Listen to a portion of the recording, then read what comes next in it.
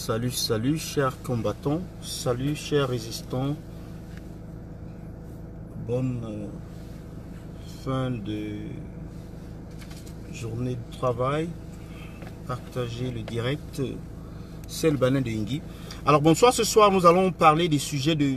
Nous avons environ 4 sujets à débattre ce soir. Je vais vous donner l'ordre n'est-ce pas de ces sujets-là. Je vais permettre aussi à ceux qui sont connectés, partager le direct, envoyer les cœurs, partager. Moi d'ailleurs, je dois partager le direct. Moi aussi, je dois partager le direct. Je dois essayer de partager le direct. Alors, comment est-ce que je partage ce direct?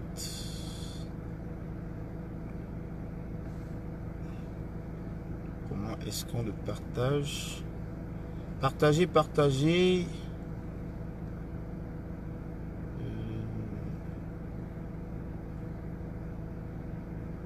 Je sais pas comment est-ce que...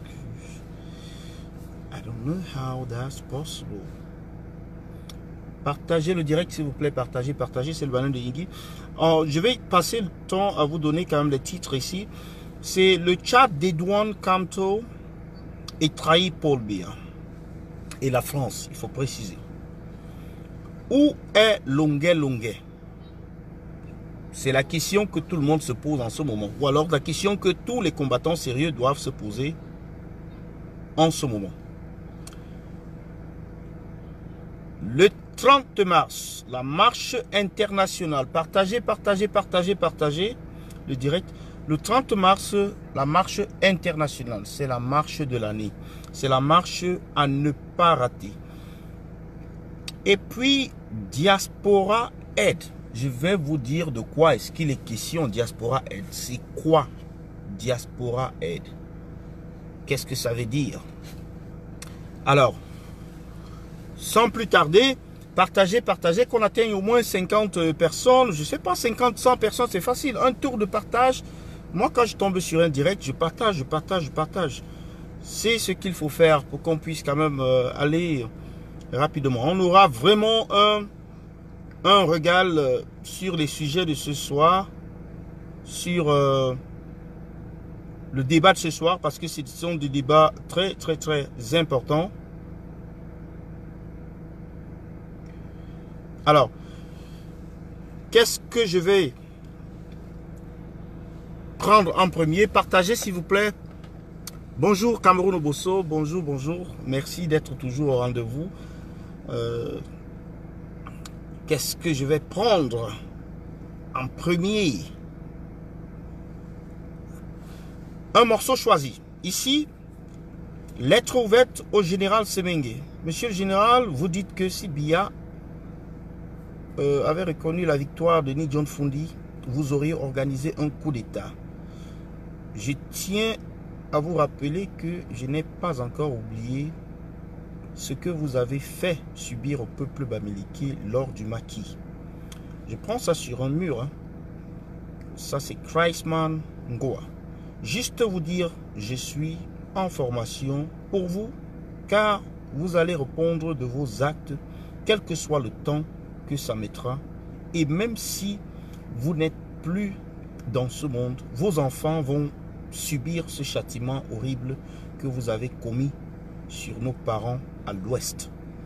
Je me prépare pour vous répondre militairement, puisque vous êtes maintenant du bon côté de l'inondation qui ravage nos villes entières.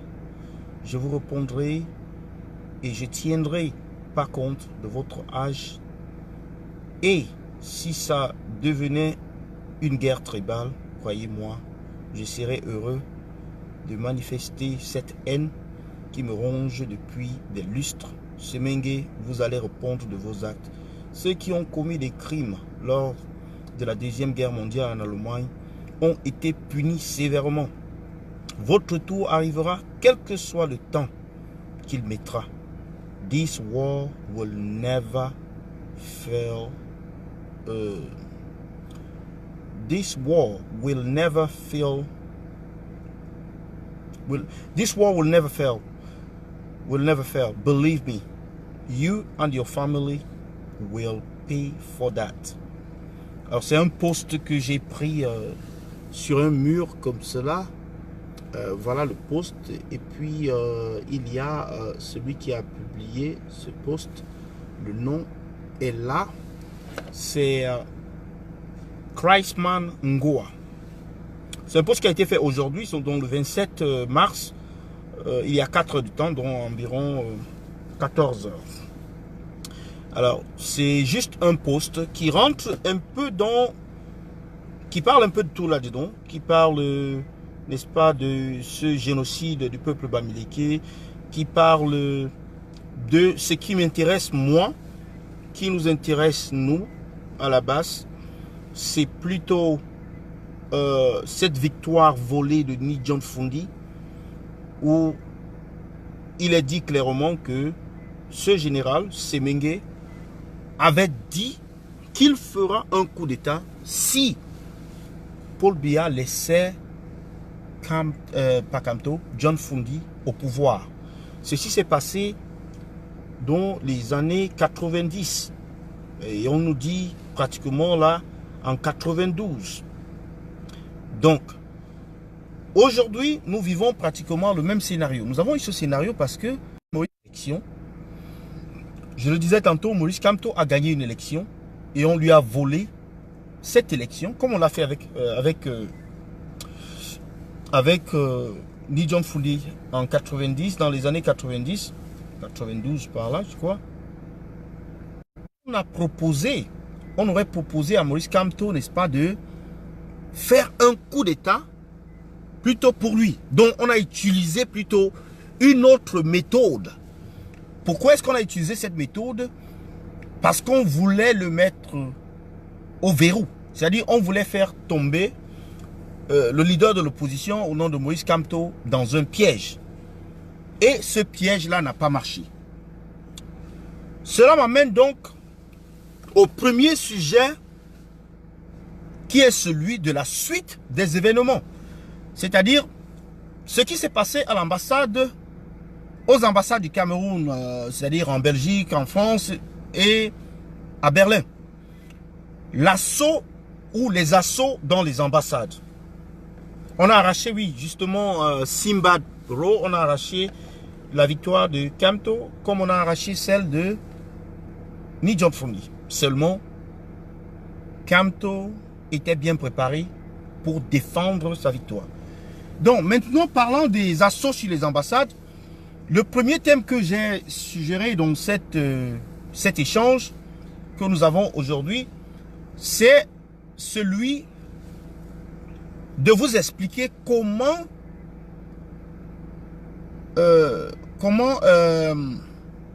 il s'appelle Idriss Déby du Tchad a trahi à la fois le roi fainéant et la France colonisatrice ou le colon français. Donc pour ce faire, je vais vous faire écouter une émission que j'ai suivie aujourd'hui sur Equinox, la revue de la presse. Il y en a beaucoup qui écoutent quand même la revue de la presse. Et j'ai des morceaux choisis pour vous, que j'ai pris le soin de...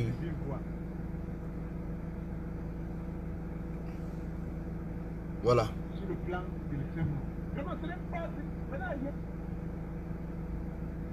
Ok. On parle tout comme le journal Messager, la nouvelle expression qui nous parle de la leçon du Tchad au Cameroun dans la réaction du gouvernement. Oui, c'est un point de vue factuel. C'est-à-dire qu'on lit la nouvelle expression, on voit comment le reporter nous présente ce qui s'est passé avec la mise en place. Le parallèle est établi. Mais Cameroun, on va recommencer.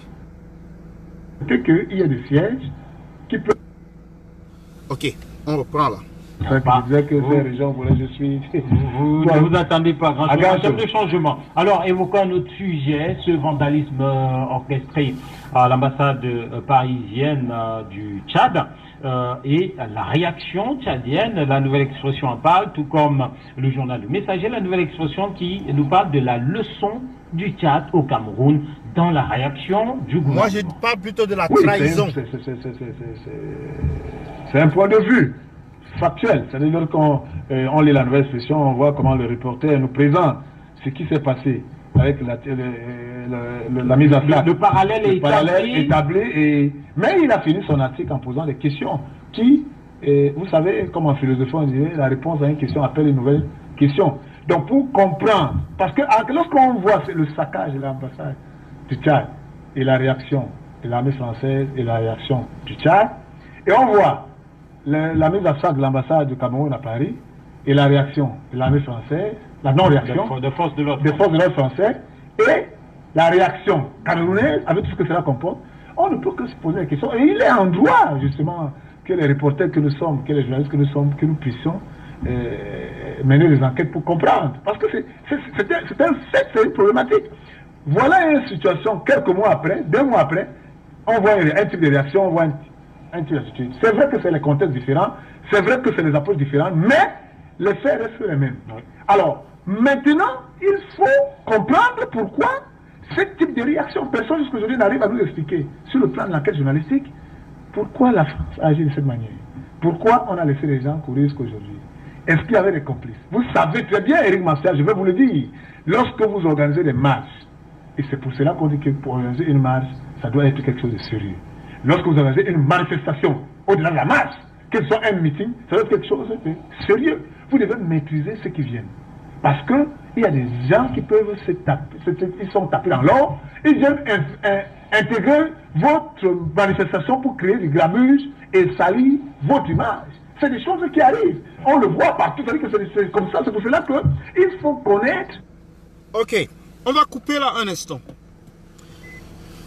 Pour ma part, je pense qu'il y a une certaine information qui n'est pas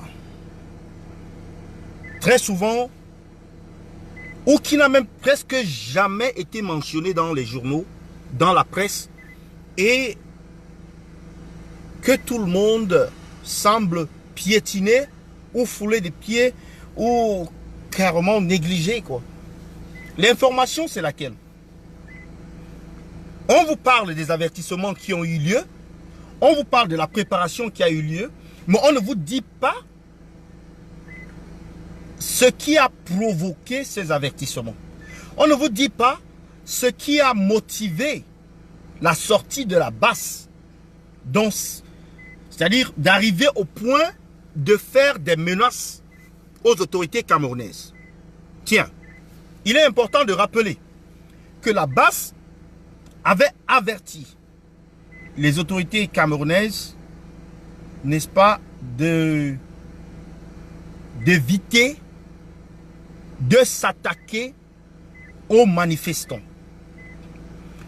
d'éviter de tirer sur les manifestants, de respecter le droit de manifester. C'est en fait ces éléments-là qui ont constitué la motivation de la basse à faire un ultimatum aux autorités camerounaises. Et plus précisément un élément, celui de ne pas tirer sur les manifestants comme on l'a fait en 2008. Donc la basse a clairement donné un ultimatum clair aux autorités camerounaises. Si vous tirez sur un manifestant, si un manifestant tombe, si je peux utiliser les paroles de Calibri, Calibro, le général Calibri, si un manifestant tombe, alors la basse va répondre, va réagir et que il y aura des représailles et que les représailles seront de taille. Alors, il y a quelques imbéciles ici qui ont besoin d'être bloqués, c'est trop facile. C'est trop facile hein, d'être bloqué. Monsieur Éric Merlin dit beaucoup. Au revoir, bye bye. Alors, la BAS avait donné... Écoutez, faisons d'abord un éclaircissement. Si vous êtes un sardinat,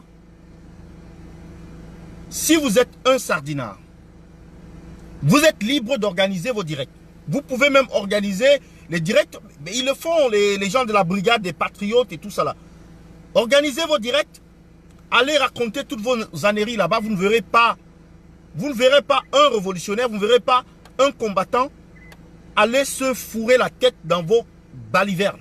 Donc, organisez-vous, organisez votre cinéma à vous. Personne ne viendra vous, c'est pas à vous foutre du bordel. Donc, s'il vous plaît, de grâce, disparaissez. Disparaissez des directs de la base. Disparaissez des directs de la révolution. Ça ne sert à rien. Donc, je disais tantôt qu'un avertissement clair avait été donné. On ne le répète pas assez. Que ce soit dans les médias camerounais, on ne le dit pas. Que la BAS avait dit, si on tire sur des manifestants, alors nous allons intervenir. Ce n'est pas la première fois que la BAS fait, n'est-ce pas, manifeste devant l'ambassade du Cameroun. Ça, c'est également un autre fait. On doit se poser les questions. Pourquoi est-ce que la manifestation de ce jour a dégénéré à ce point? Question. Réponse. 1. Le régime Sardina, qui a échoué dans son premier plan de faire un semblant de coup d'État, est passé à un deuxième plan, qui est celui d'attribuer les actions de la BAS à un parti politique au Cameroun, et plus précisément le MRC. Donc, ils ont en quelque sorte facilité, n'est-ce pas, l'assaut de l'ambassade. Ils ont en quelque sorte, en sous-marinage, ils ont aidé à ce que les ambassades soient occupées. Vous n'avez qu'à voir ce que J.P. Rémy Ngonon a publié sur sa page il y a de cela peut-être un peu plus de 1 mois. Comment il a expliqué le système de sécurité. Comment il a expliqué le fait que une ambassade comme celle-là n'avait pas de sécurité et que les portes étaient pratiquement ouvertes. Donc le régime, sachant et ayant reçu des menaces avant, ayant même informé les autorités françaises de connivence, ces deux autorités camerounaises et françaises ont décidé de laisser faire parce qu'ils avaient entrepris d'habiller ce qui devait se passer avec le tissu du MRC, avec la signature du MRC. C'est pourquoi, lorsque l'incident se produit, on n'arrête personne. Ça, c'est d'un. On connaît toutes les personnes qui y étaient, du moins les leaders de la base, ils sont connus, ils étaient là-bas. Donc les noms sont connus, ces personnes sont identifiables, ces personnes ne se cachent pas.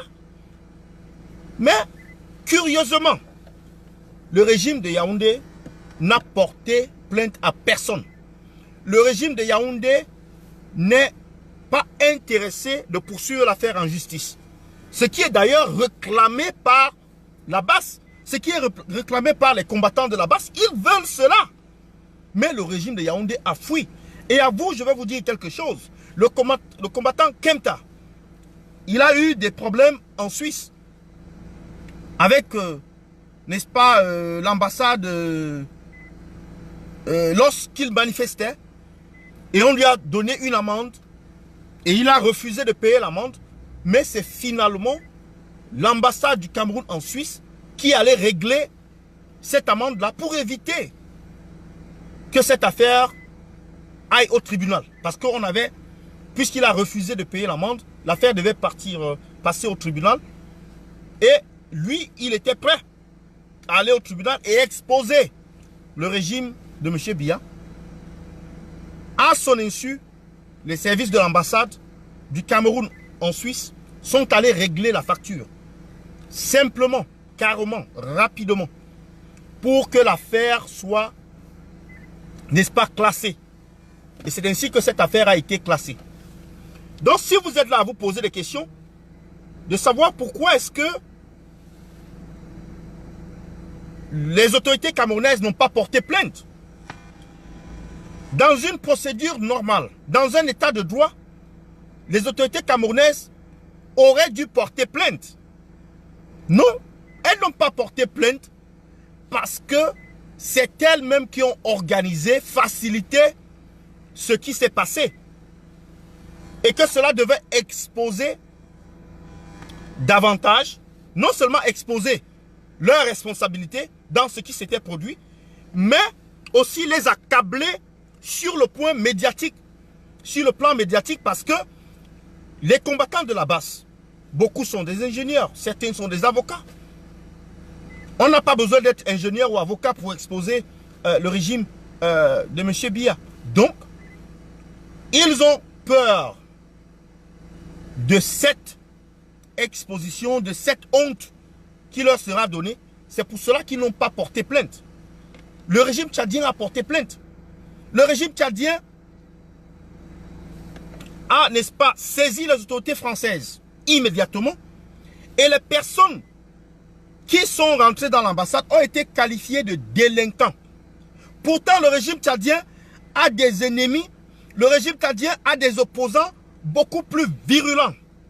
Parce qu'ils ont des opposants armés là-bas au Tchad. Mais c'est trop facile. Ça aurait été trop facile d'attribuer cela à un opposant, à un rebelle, là-bas au niveau du Tchad. Le régime Biya n'a pas une opposition armée au Cameroun, en dehors peut-être des ambazoniens. Le régime Biya n'a pas le genre de problème que Idriss Déby a. Idriss Déby, il a Boko Haram, il a des rebelles qui l'attaquent un peu partout. Et donc c'est facile pour lui, par exemple, d'aller dire c'est le chef des rebelles qui a monté le saccage des ambassades. Et même ceux qui sont allés saccager les ambassades du Tchad, ils ont dit pourquoi est-ce qu'ils ont saccagé les ambassades. On écoute les gens dans un pays de droit. On écoute les gens qu'ils s'expriment. Seulement au Cameroun, il est interdit de s'exprimer parce que c'est la pensée unique.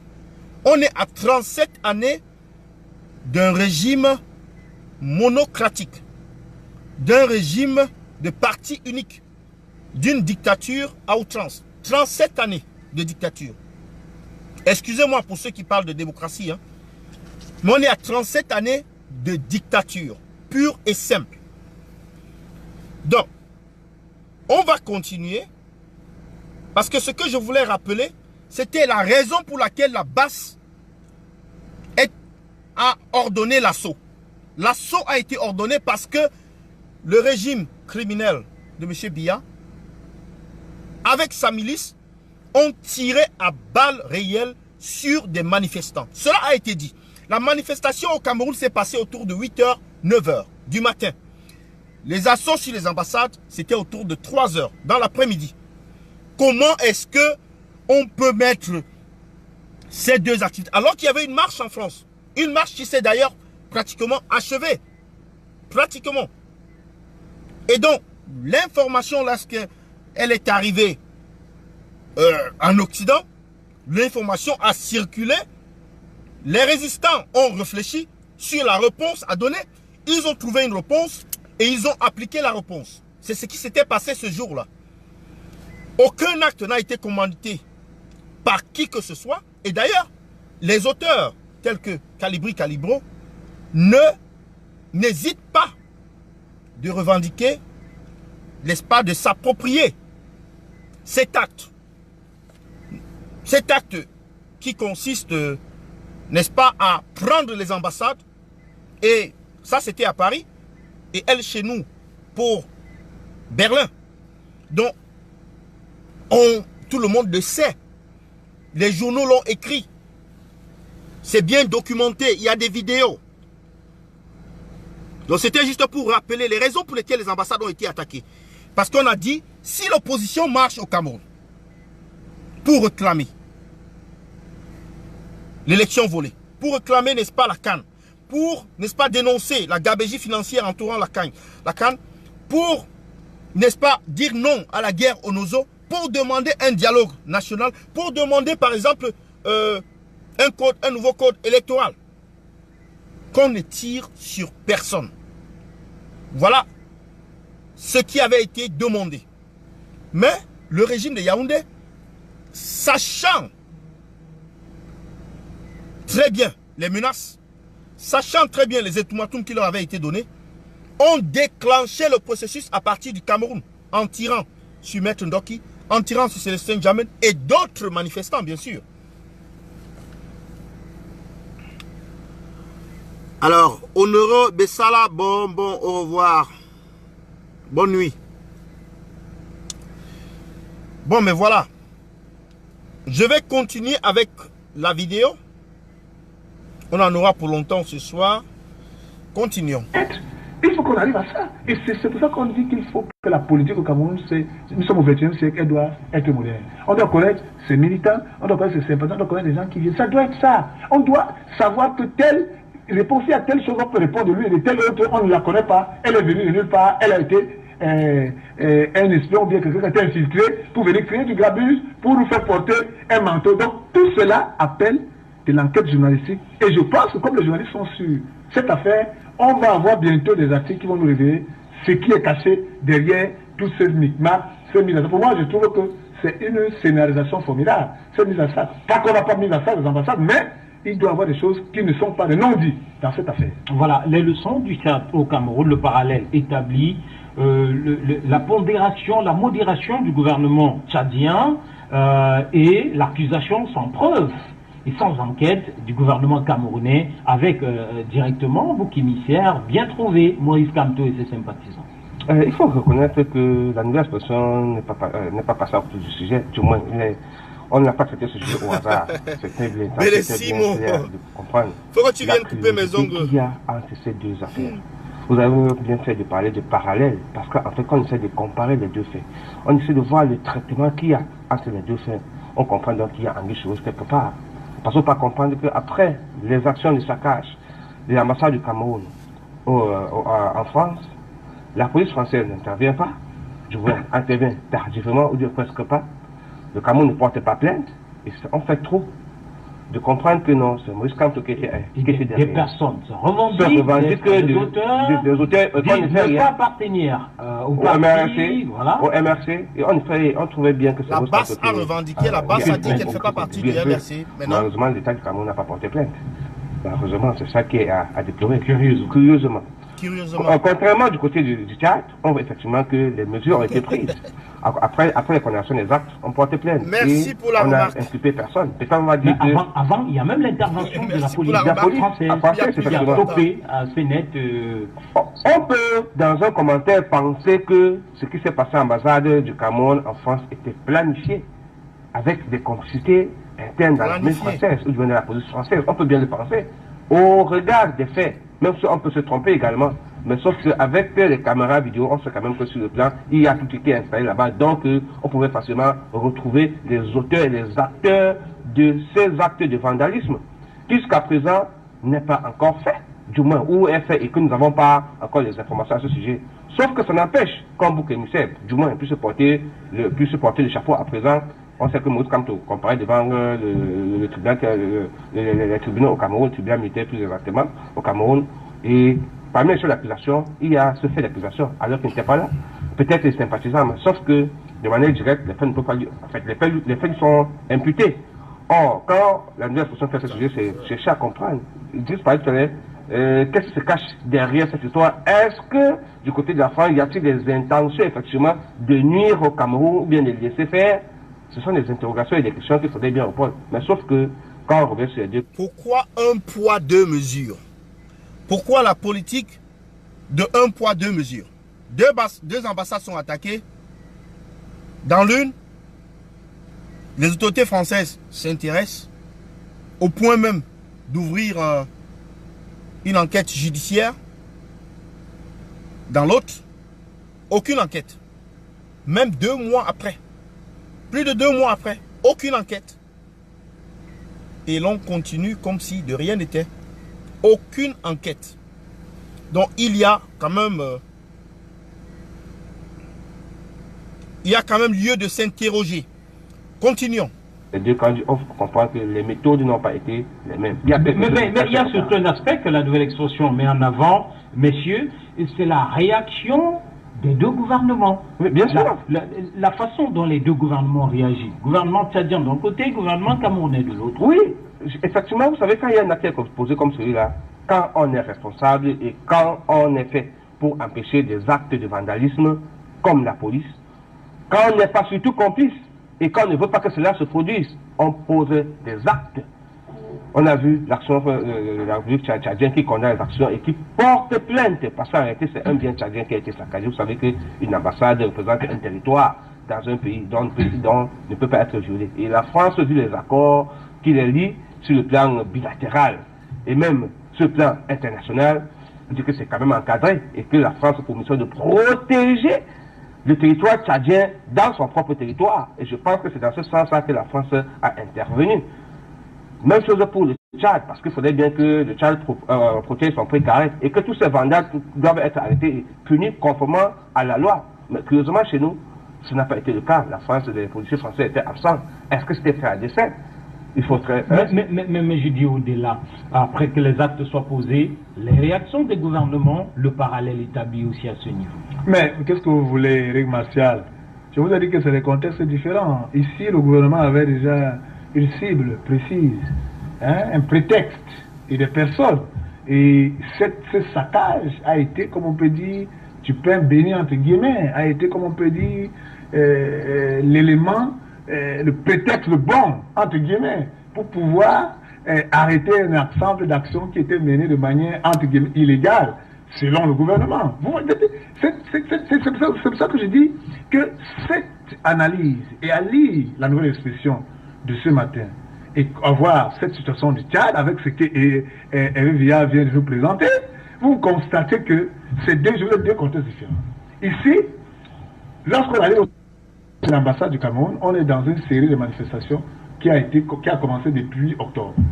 Vous savez, avec la proclamation, avec le hold-up électoral, tout ça. Donc, peut-être que pour le gouvernement, ce saccage de l'ambassade est une aubaine. Est-ce que, c'est pour ça que je dis qu'il y a des non-dits.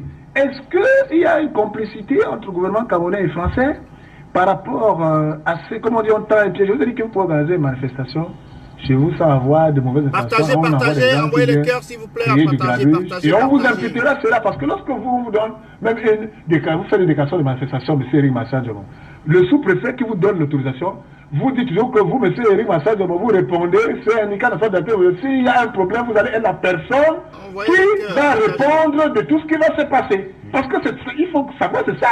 Donc c'est votre responsabilité. Alors c'est pendant que vous organisez cette manifestation, un brigand, un malhonnête, un infiltré vient là pour créer du grabuge et qu'il y a du cafouillage, selon cette déclaration que vous avez, c'est vous qui allez répondre. C'est ça. Alors c'est pour ça qu'il faut faire très attention lorsque vous déclarez et que vous répondez de cela, vous n'avez pas les dispositions pour que ceux qui viennent là ne soient que des gens que vous maîtrisez et que vous ayez de l'autre. C'est dans ce sens qu'on invite souvent, on dit qu'il faut envoyer l'armée pour encadrer.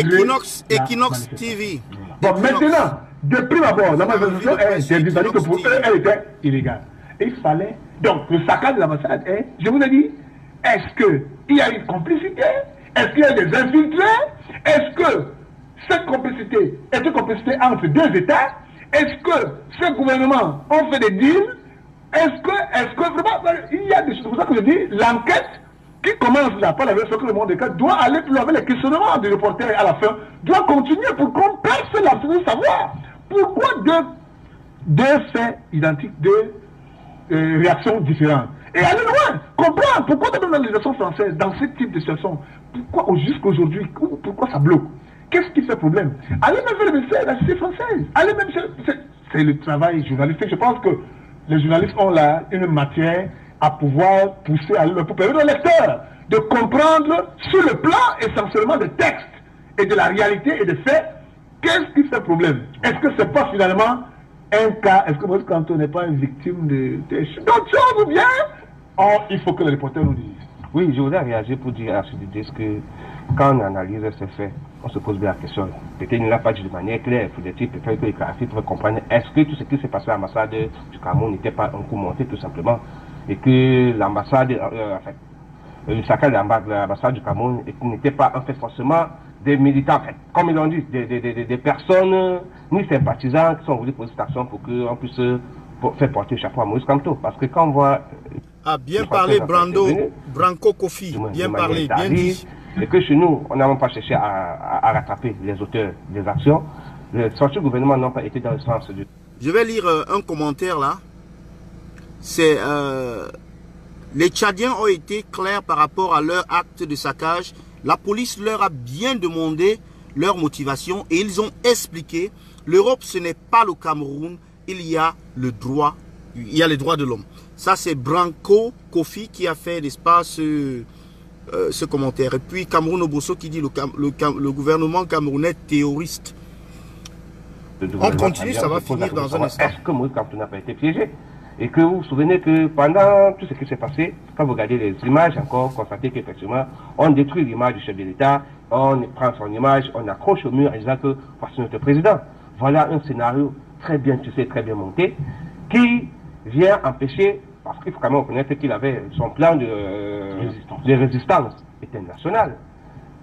Oui, pendant que les faits se passent. International, oui, je précise. Sauf que, quand on pose ces actions, lui-même, il est encore au Cameroun. Absolument. Alors, vous comprenez donc qu'on a droit à s'interroger sur ce sujet, savoir est-ce que c'était pas manqué de... Comme Idriss a dit, exactement, il faudrait pousser encore plus loin pour mieux comprendre et démêler les chevaux. On poursuit avec cette sortie du ministre de la Santé publique. Ok, voilà.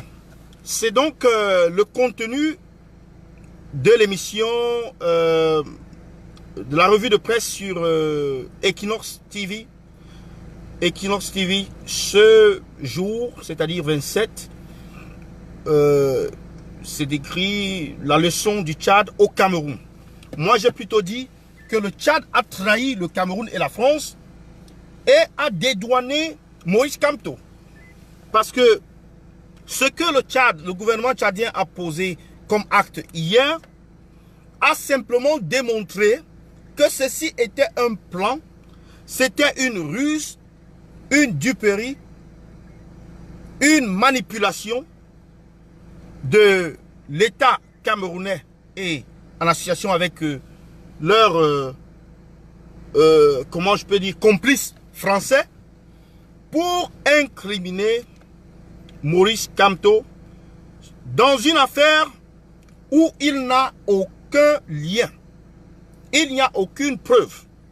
Et donc, pour continuer, n'est-ce pas, de fonctionner dans la clandestinité et faire simplement des accusations sans fondement, il ne fallait pas faire d'enquête. Parce que si on fait une enquête, l'enquête va établir les responsabilités. Et donc, il fallait laisser l'affaire pendante comme ça et laisser les gens réagir seulement basé, n'est-ce pas, sur les ragots, les racontages et les accusations sans fondement. Je vais donc vous lire, pour clore, n'est-ce pas, ce dossier, le post qui a été fait par J.P. Rebingonon ce jour. C'est confirmé, la France a laissé saccager l'ambassade du Cameroun pour faire arrêter Maurice Kamto.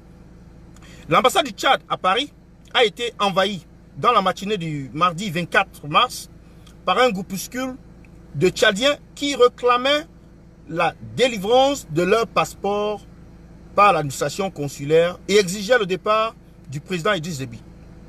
À la suite de cette occupation, la police française est intervenue et interpellé 21 personnes pour dégradation et violence volontaire, a précisé la préfecture de police de Paris.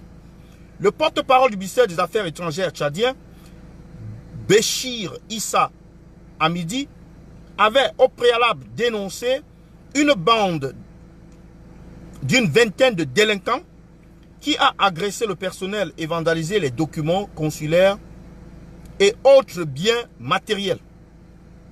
Dans un communiqué, le porte-parole tchadien a félicité les forces de l'ordre françaises qui ont interpellé les auteurs. Partagez le direct. Il est quand même surprenant que la préfecture de police de Paris n'ait pas interpellé ou accusé les Camerounais qui avaient pris d'assaut leur représentation diplomatique de Paris le 26 janvier 2019. Depuis bientôt 3 mois, si la police, ni la gendarmerie française n'ont publié un communiqué ou donné des informations sur ce dossier. Comment interpréter le silence du parquet de Paris sur ce dossier, alors qu'il s'est souvent empressé de déclencher des poursuites sur des affaires moindres? D'ailleurs, l'article 689-1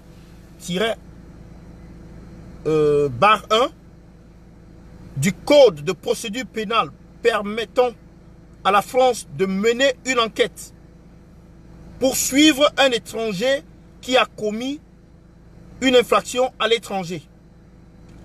Donc, sur une zone d'extraterritorialité,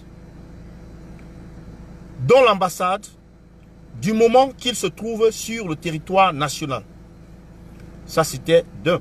De deux, comment comprendre que la police française, qui intervient toujours pour bloquer les activistes camerounais, loin de l'immeuble qui abrite l'ambassade du Cameroun à Paris, à chaque soupçon de manifestation, n'ait pris aucune mesure alors que les autorités françaises avaient été saisies bien avant par courrier et étaient au courant des menaces de la brigade anti-Sardinard, en abrégé BAS.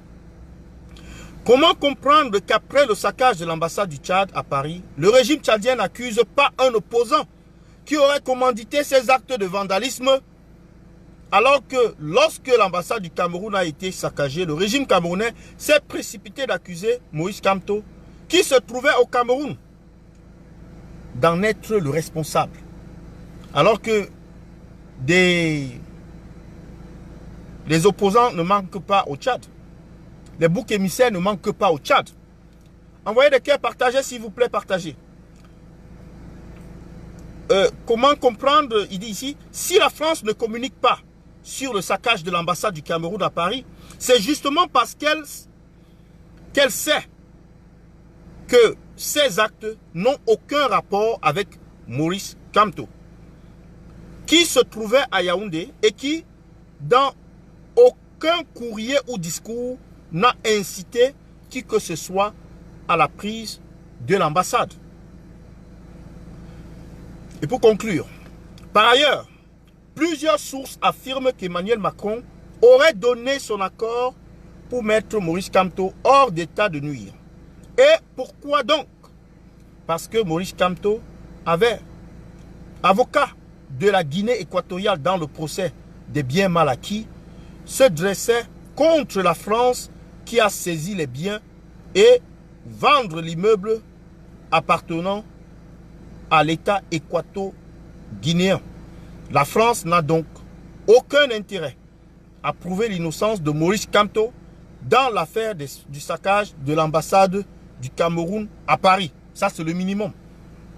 Sinon, le maximum, c'est de dire que la France a même d'ailleurs travaillé en collaboration avec le Cameroun pour en arriver là, à cet état de fait. Signé J. Rémi Ngono.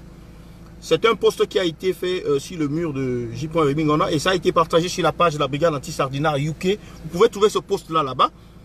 Donc, c'est donc vous dire clairement que ce qui s'est passé à l'ambassade du Cameroun, pour vous démontrer que cela n'avait rien à voir avec Moïse Kamto et que les autorités tchadiennes, dans leur démarche, avec les autorités françaises cette fois-ci, ont disculpé Maurice Kamto dans cette attaque des ambassades. Parce que une enquête a été ouverte pour établir les responsabilités. Des personnes ont été arrêtées. Si on veut arrêter les gens, n'est-ce pas, en relation avec les actions qui se sont produites dans l'ambassade du Cameroun, aujourd'hui, la France, les autorités françaises ont les moyens de le faire. Et ça ne demande même pas beaucoup de moyens. Les personnes n'ont jamais refusé, n'est-ce pas, de, comment je peux dire, revendiquer ces actes. Les combattants qui ont posé ces actes sont prêts à défendre leur cause devant la justice, à défendre, n'est-ce pas, leur action devant la justice. Mais le gouvernement camerounais a peur de se faire humilier dans un procès qui va exposer toutes les tares de ce régime. C'est pourquoi ils ont préféré utiliser la voie de l'embrouille et prendre le professeur Maurice Kamto pour brouiller les pistes. Voilà ce qu'il en est de cette affaire. Mais une fois de plus, comme je vous l'ai dit, Idriss Déby, j'ai fait un post aujourd'hui sur ma page Facebook où j'ai dit que Idriss Déby a mal fait parce qu'il aurait quand même, je pense c'est sur la page même de la brigade anti-Sardina que j'ai fait le post. Je vais vous le lire. Je vais vous lire le contenu de ce post-là. Oh. Est-ce que je vais le retrouver? Non. Partagez le direct, s'il vous plaît. Je vais vous lire le contenu de ce post parce qu'il était quand même un peu... C'était quand même intéressant.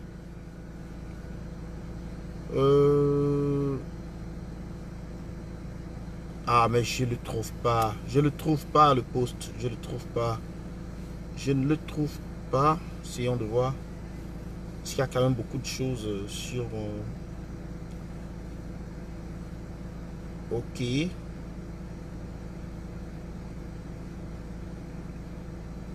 Déby.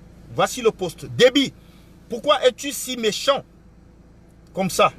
Jusqu'à tu viens gâter les plans de Popol en exposant le montage français sur Kamto. Donc c'est ce que j'ai dit. Envoyez les cœurs parce qu'il y a déjà des sorciers là qui envoient des têtes de mort. Donc voilà le post que j'ai fait aujourd'hui là. Il dit Déby, pourquoi tu es si méchant? Pourquoi es-tu si méchant comme ça? Jusqu'à tu viens gâter les plans de Popol en exposant le montage français sur Maurice Kamto. Donc c'est le post que j'ai fait aujourd'hui pour conclure, n'est-ce pas, sur ce dossier de l'attaque de l'ambassade et puis le dédouanement de Maurice Kamto sur cette affaire qui n'a ni tête ni queue. Et donc on essaye de lui faire prendre la paternité ou la responsabilité.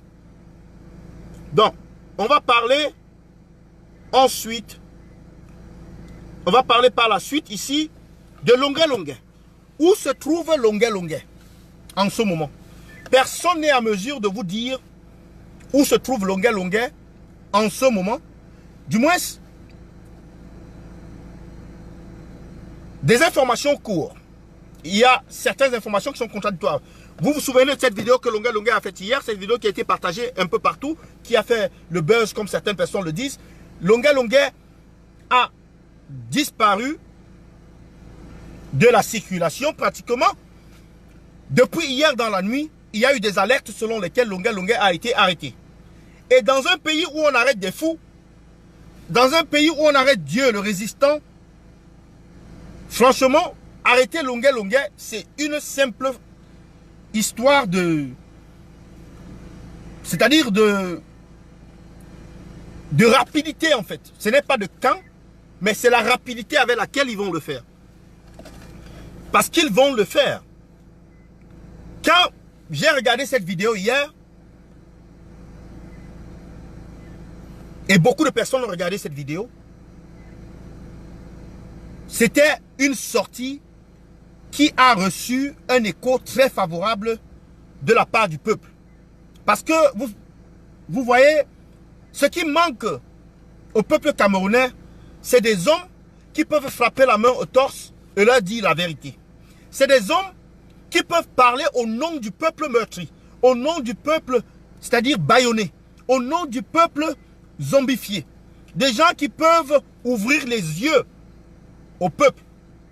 Et Longuet Longuet, hier, ce qu'il a fait, j'ai dit pour moi, ça l'érige au rang des libérateurs comme Oumniobé. comme Ernest Wangé. Honnêtement. Chaque personne a son époque. Mais à l'époque de Longuet Longuet, aujourd'hui, il y a certaines personnes qui disent, ah, il voulait faire comme Lapiro, il veut faire comme Lapiro. Non. Longuet Longuet était sincère dans son propos. Il était sincère dans sa conduite. Donc pour moi, Longuet Longuet a été arrêté. Pour ce qui me concerne, selon ce que j'ai pu observer, Longuet Longuet a été arrêté. Maintenant, il y a des gens qui vous disent qu'il n'a pas été arrêté parce qu'il y a une page au nom de Longuet Longuet. La page, le compte Facebook, c'est Longuet Simon, dans lequel il y a 2 lives. Le dernier live, il date de 8 heures de temps, donc il a été fait aux alentours de 10 heures du matin. Ça, c'est le dernier live. Et un autre qui a été fait aux alentours de 9 heures. Donc, à 9 heures, il y a un live qui a été fait. À 10 heures, il y a un autre live qui a été fait. Mais le live ne vous montre rien. Donc, dans ce live, vous voyez, on vous montre seulement. Ça, c'est le deuxième live. Ça, c'est le deuxième live.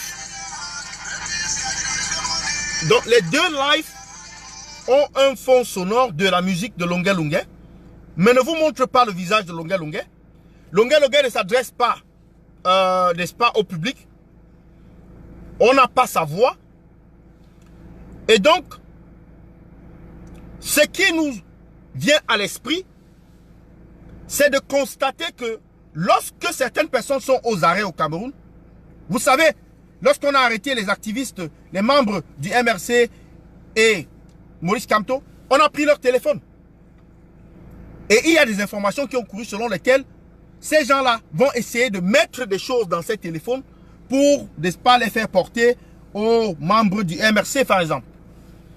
Lorsqu'on vous arrête au Cameroun, cela est possible. Qu'on prenne votre téléphone et qu'on le manipule à votre insu. Qu'on prenne votre téléphone et qu'on vous dise d'ouvrir votre page Facebook parce que peut-être ils veulent voir quelque chose, mais ils prennent votre téléphone, ils partent faire des enregistrements avec votre téléphone pour montrer aux gens que vous êtes en vie. Qu'en réalité, rien d'anormal ne vous est arrivé. Donc, je crois qu'il est important de penser que c'est ce qui est en train de se passer avec Longuet Longuet en ce moment. Et c'est pourquoi, d'ailleurs, j'ai fait un post en disant, il paraît que quand quelqu'un est arrêté, on continue à utiliser son compte Facebook pour faire croire qu'il est en liberté. C'est un post très pertinent. Donc j'exhorte, n'est-ce pas, ceux qui ont publié les informations selon lesquelles Longuet Longuet n'a pas été arrêté. Aucune personne, jusqu'à cette heure, n'a réussi à rentrer en contact avec Longuet Longuet et échanger verbalement avec Longuet Longuet. Mais ce n'est pas dire que les gens n'ont pas essayé. Ce n'est pas dire que les gens n'ont pas envoyé des messages sur son téléphone. Des journalistes tels que Paul Touta et d'autres journalistes d'ailleurs, Afrique Média et tout ça, ont essayé de le joindre. Et personne n'a eu une réponse favorable. Le téléphone sonne, mais personne ne répond. Mais ces 2 vidéos insolites ont été postées sur sa page, sur son compte Facebook, comme une preuve.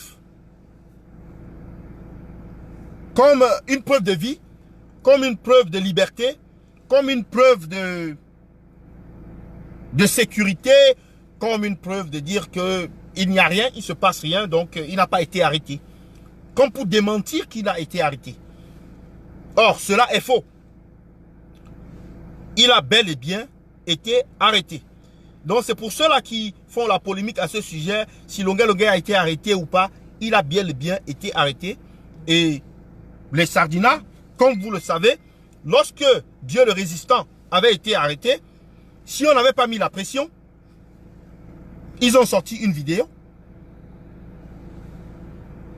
Et même avec cette vidéo, on n'était pas convaincu. Il fallait que des personnes indépendantes, n'est-ce pas, puissent signaler qu'elles ont vu Dieu le résistant avec leurs propres yeux. Parce que là-bas, tout est possible. On prend quelqu'un, on l'enregistre, et puis on vous balance l'enregistrement sur les réseaux sociaux comme pour vous dire qu'il est en vie. Mais alors qu'il n'est pas en vie, alors qu'il est ailleurs, alors qu'il est mort, ou alors qu'il est enfermé, on vous fait croire qu'il est en liberté. Bon, il y a d'autres personnes qui ont dit que Longuet a fait cette sortie pour le buzz.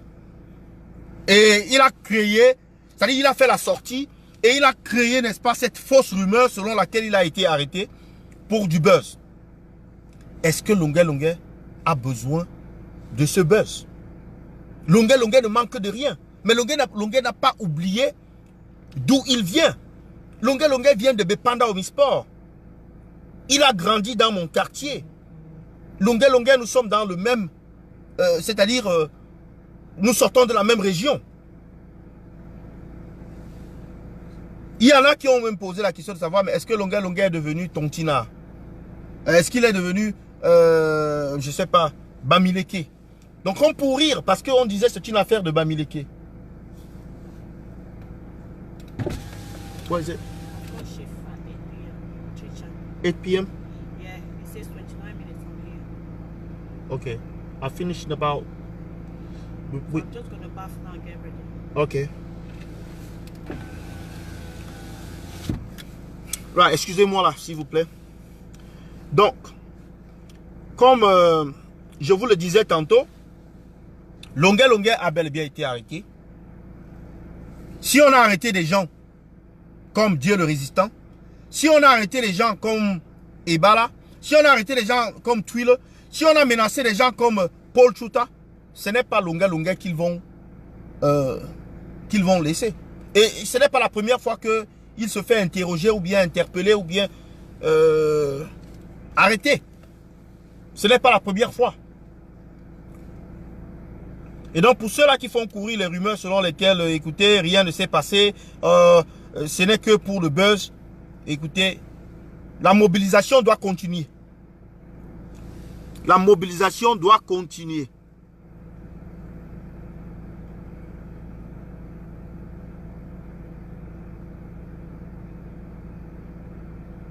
Envoyez les cœurs s'il vous plaît, parce qu'il y a des gens qui envoient des têtes de mort.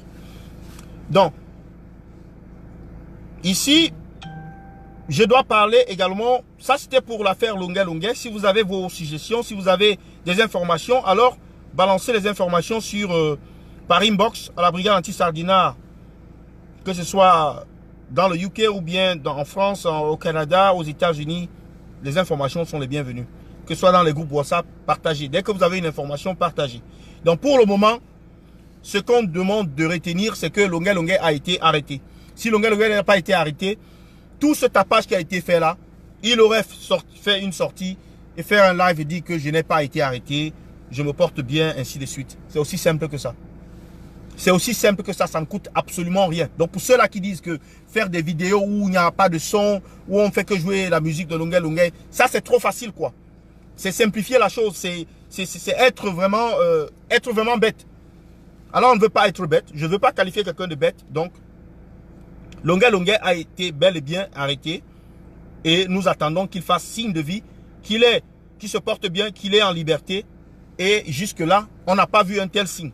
Donc partagez le direct, déjà envoie les têtes de mort, partagez le direct s'il vous plaît, partagez et envoyez les cœurs s'il vous plaît. Donc, le troisième sujet, c'est Diaspora Aide. J'ai mis la Diaspora Aide, pourquoi? Parce qu'il y a un camarade, un combattant, dans un direct. Et le dernier, ça sera sur la marche du 30 mars. Il y a un camarade, un combattant, qui a fait un live très intéressant aujourd'hui. Et je veux d'ailleurs vous les inviter à aller regarder ce live. Qui a fait un live très intéressant aujourd'hui. Où il a, n'est-ce pas, parlé de... Attendez. Il a fait un live très intéressant aujourd'hui. Où il a parlé des aides que nous donnons aux gens au pays. Que ce soit la famille, que ce soit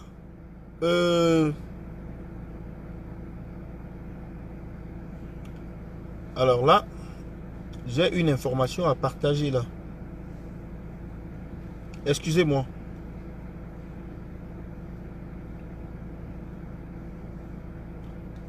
J'ai une information à partager. Donc, que ce soit la famille et le reste, si vous avez quelque chose à faire, c'est-à-dire à envoyer, par exemple, de l'argent au Cameroun, si on vous demande de l'aide au Cameroun, c'est de cela qu'il s'agit. Si on vous demande de l'aide au Cameroun, voici les conditions de votre aide. Même en Europe, même en Occident, n'importe où vous demandez de l'aide, il n'y a rien pour rien.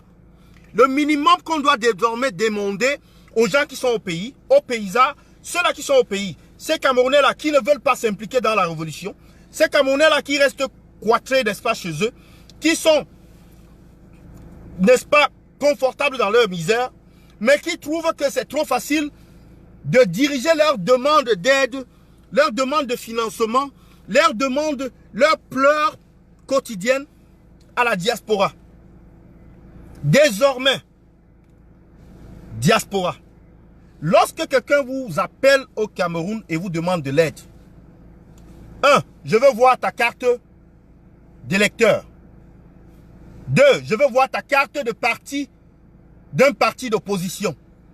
Le parti d'opposition ne doit pas forcément être le MRC. Donc voilà ce que vous devez demander à la personne. Quelqu'un vous dit, j'ai un problème. Où est ta carte d'électeur et ta carte de membre d'un parti d'opposition? Voilà les deux conditions pour lesquelles vous pouvez même écouter ce que quelqu'un a à vous dire au pays. Parce que ces gens-là nous prennent pour des voyous. Ils nous prennent pour des cons. Parce qu'on vous appelle tous les jours. Mais non, à défaut, s'ils n'ont pas cette carte, ces deux cartes, électeur et puis carte d'un parti d'opposition, tout sauf le RDPC. Envoyez-leur voir le RDPC ou envoyez-leur faire leur demande à étudier. Donc, c'est cela. La carte d'un parti d'opposition, et quand je dis sauf le RDPC, c'est le RDPC avec tous ces partis, ces tentacules, ces poches, ces extensions, ces ramifications. Donc il y a le G5 dedans, il y a le G20 dedans, il y a les Bandakani dedans. Je pense même que si on part bien voir, il y a les Cabral Libi dedans. Donc je dis, s'il n'a pas une carte, parce qu'il a aussi dit avec Cabral Libi, on ne sait pas. Donc s'il n'a pas une carte d'un parti d'opposition et sa carte de l'ICAM, sa carte d'électeur, alors vous ne lui donnez aucune aide. Absolument aucune aide. Voilà un moyen de pression qui marche. Voilà un moyen de pression qui va donner ses fruits. Parce que on nous a pris pour des cons pendant des années. Parce que le régime en place a fait de nous le service social pour tous les Camerounais. Lorsqu'un Camerounais a un problème, il se tourne vers la diaspora. Si vous avez quelqu'un qui est en Europe, il manque l'argent pour payer la pension, il manque l'argent pour payer, n'est-ce pas, les frais sanitaires, on se tourne vers les gens qui sont en Europe. Il vous manque X, on se tourne vers les gens qui sont en Europe. Non, désormais, lorsqu'on vous appelle pour un problème, demandez à la personne où est votre carte de membre d'un parti d'opposition. Alors commencez à les sensibiliser maintenant. Écoutez, désormais, si quelqu'un m'appelle encore, nous sommes en révolution. Et si vous ne le comprenez pas, vous êtes avertis dès maintenant. Faites-vous fabriquer votre carte d'un parti de l'opposition. Aucun parti rattaché, relié, l'UNDP, l'UPC, G20 et tout cela. Aucun de ces partis-là, RDPC. Aucun. Mais les partis de l'opposition. L'opposition, pour le moment, c'est un peu difficile. Ça se résume au PPP, ou bien c'est au PPD de Kawalai. Les partis qui sont en alliance avec le MRC, le SDF et peut-être le parti Univers. Peut-être. Parce que là-bas, on n'est pas très convaincu. Donc c'est ce que j'avais à dire par rapport à l'aide que la diaspora donne aux paysans. à leur famille au pays, à leurs frères, à leurs pères, à leurs cousins, à leurs cousines. Voilà un moyen de pression.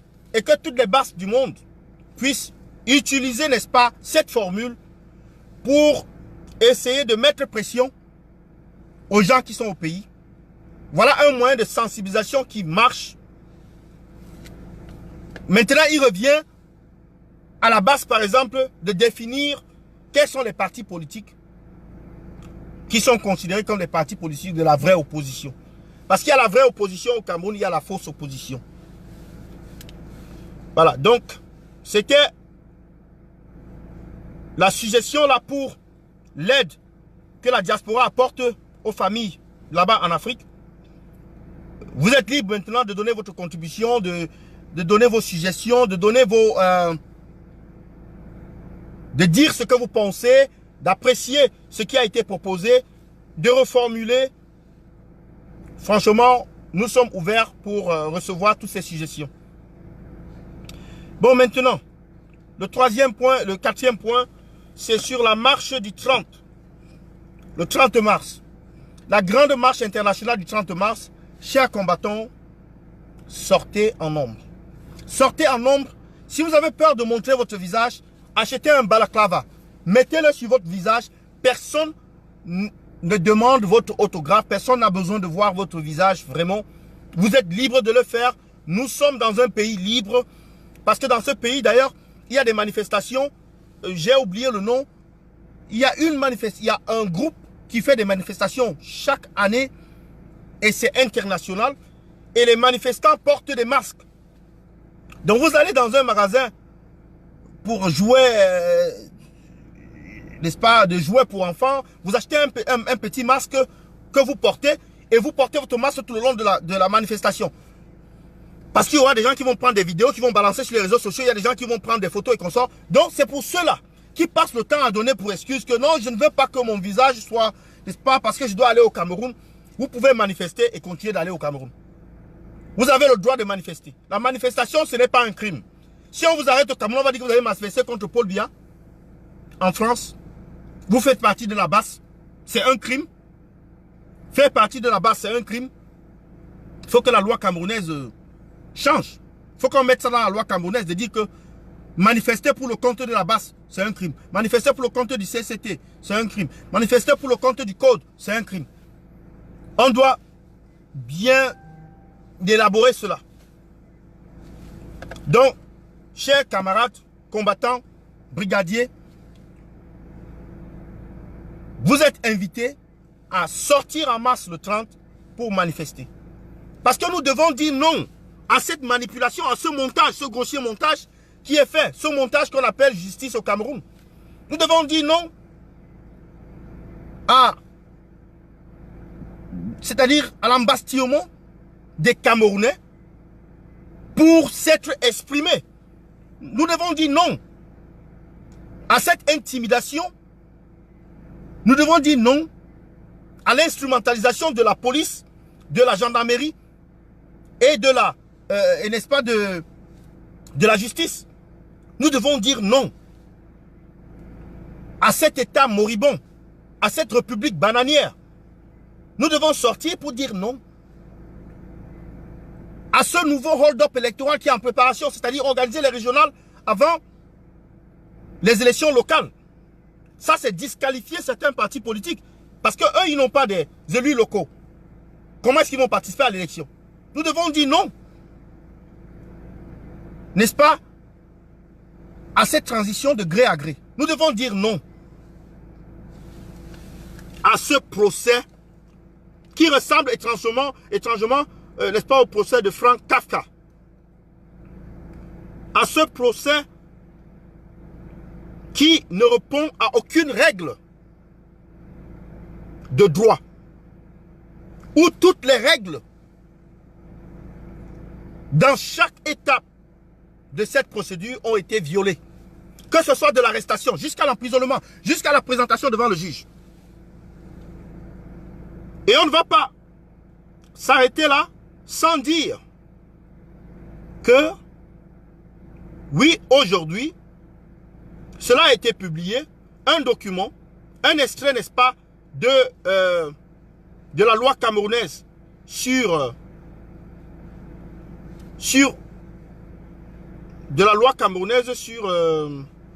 un extrait de la loi camerounaise sur ces comparutions, sur ces procès d'habeas corpus. Et je vais vous lire cela ici.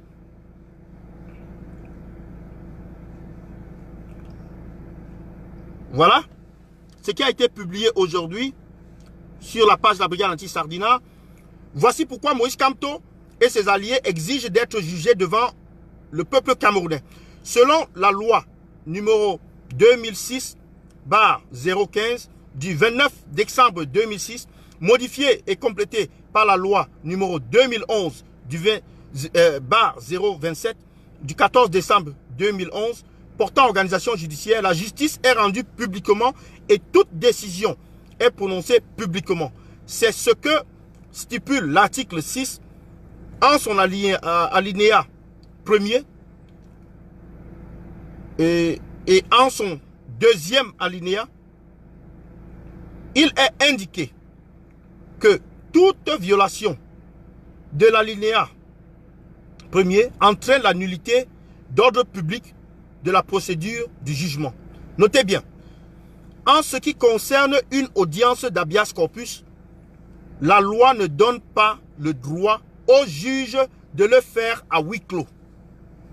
Donc c'est ce qui a été publié aujourd'hui, ça se trouve sur la page de la brigade anti-Sardina UK. C'est écrit là sous réserve de la disposition de l'article 15 et 16 ci-dessous. Les saisines du jugement et de procédure à suivre devant elles sont fixées sur relative à la procédure. Article 6. Alinéa 1. La justice est rendue publiquement et toute décision est prononcée publiquement. Alinéa 2.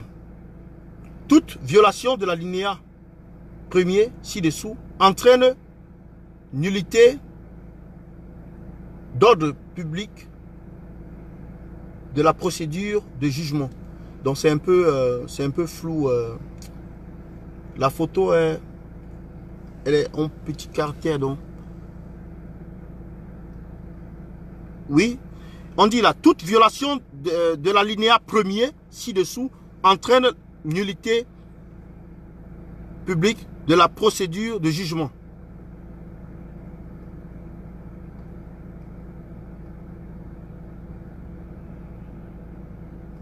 Voilà. Donc, c'est la loi. Ça, c'est un extrait, n'est-ce pas, du code de procédure pénale au Cameroun.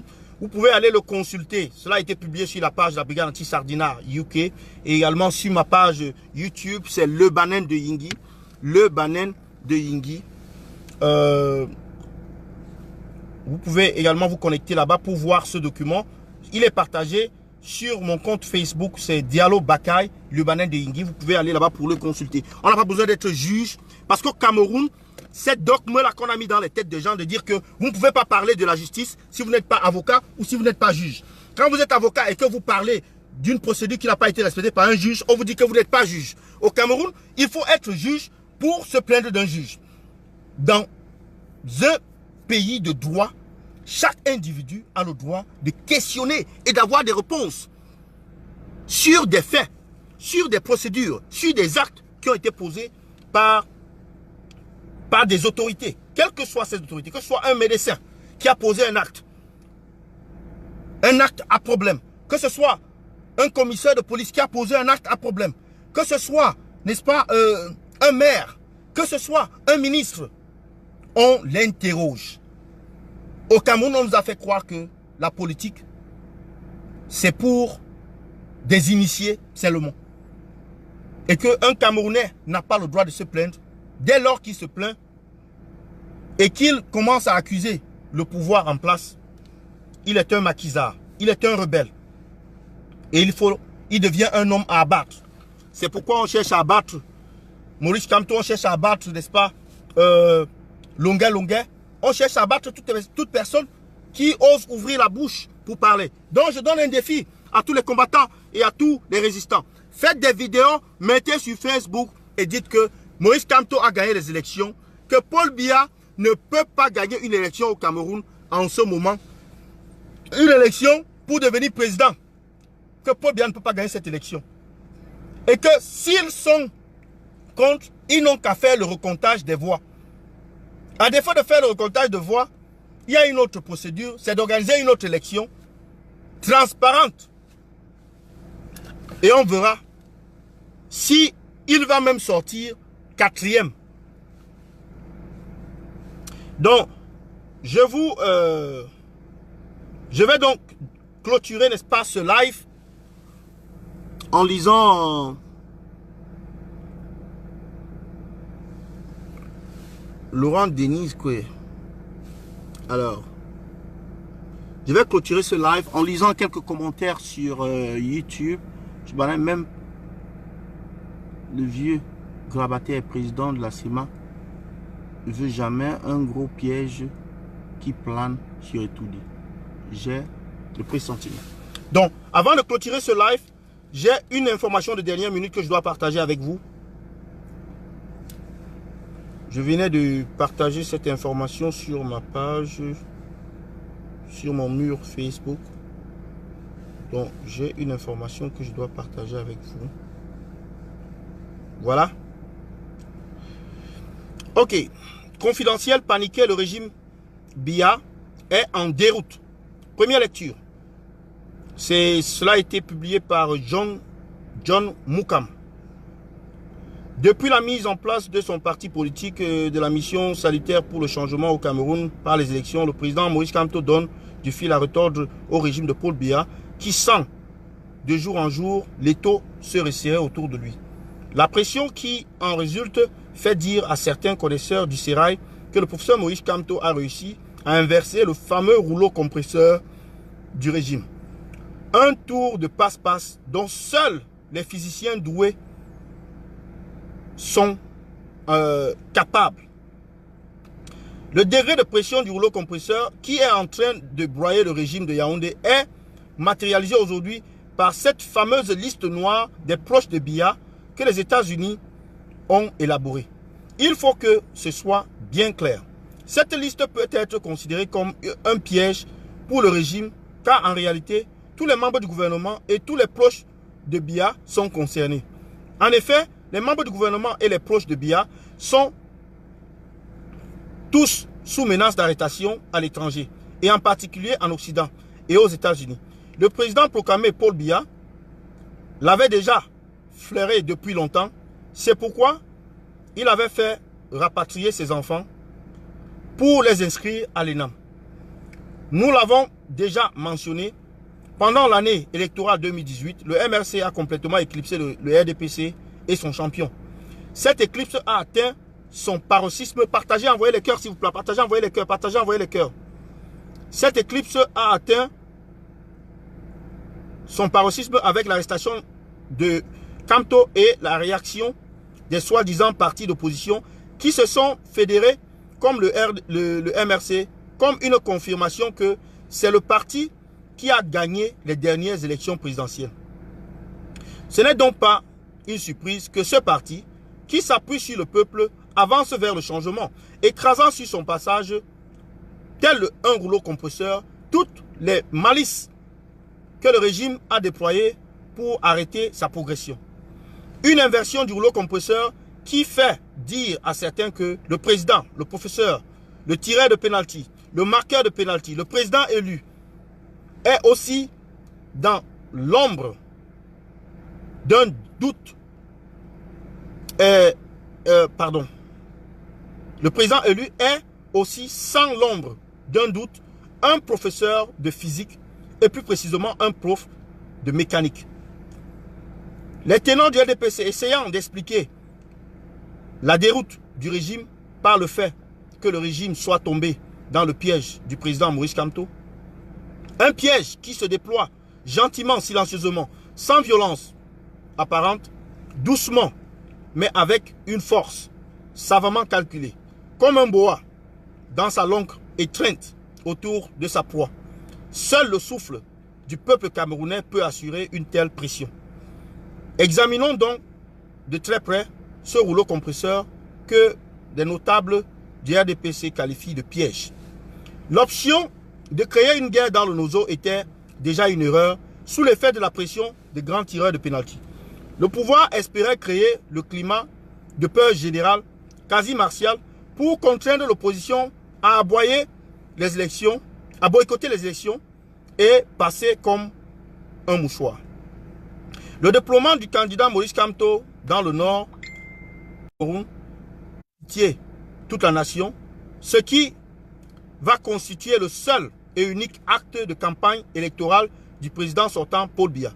La validation du but marqué par le président Maurice Kamto et l'invitation du président sortant à une transition pacifique va surprendre le sérail et faire monter la pression d'un poil.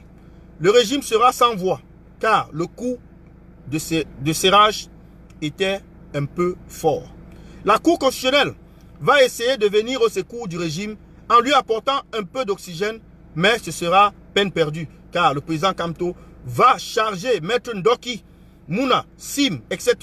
d'humilier notre Conseil constitutionnel à Mondovision, validant en quelque sorte le but marqué par les désormais Pichini National. Toujours sous pression, le RDPC va organiser une cérémonie de passation de pouvoir sans le président élu et un remaniement sans saveur, sans goût, qui va défier toutes les maladresses, traduisant la fébrilité d'un régime sous pression. Le régime RDPC va se lancer dans une tribalisation du MRC avec les acteurs politiques, médiatiques et économiques qui vont briller le. Ils n'arrivent pas à se convaincre eux-mêmes que le président élu est un tribaliste. La pression ne relâche pas. La pression va monter d'un cran. Docile et silencieuse depuis plus d'un demi-siècle, a décidé de prendre les choses en main. Dans la panique, le pouvoir va essayer de brandir ses griffes en tirant sur les manifestants. Un petit test grandeur nature qui va renseigner le régime sur la détermination de la diaspora. L'affaire est sérieuse. La suite en cours. Donc c'est tout ce que j'avais pour vous ce soir. Vraiment partagez le direct. Merci beaucoup pour ceux qui ont participé au direct. Envoyez les cœurs, partagez. À bientôt. Bonne soirée à vous. J'attends vos contributions. Je n'aurai pas le temps de commenter, n'est-ce pas, cette dernière émission. C'est un test qui est savamment, n'est-ce pas, publié. Je vais le mettre sur la page de la Brigade Anti-Sardinat UK. Merci beaucoup de nous avoir suivis ce soir. Bonne soirée à vous. Le combat continue. Sortez en mars le 30. C'est la marche du siècle. C'est la marche de l'année. Chers amis, c'est la marche que personne ne doit rater. Bonne soirée à vous. Merci.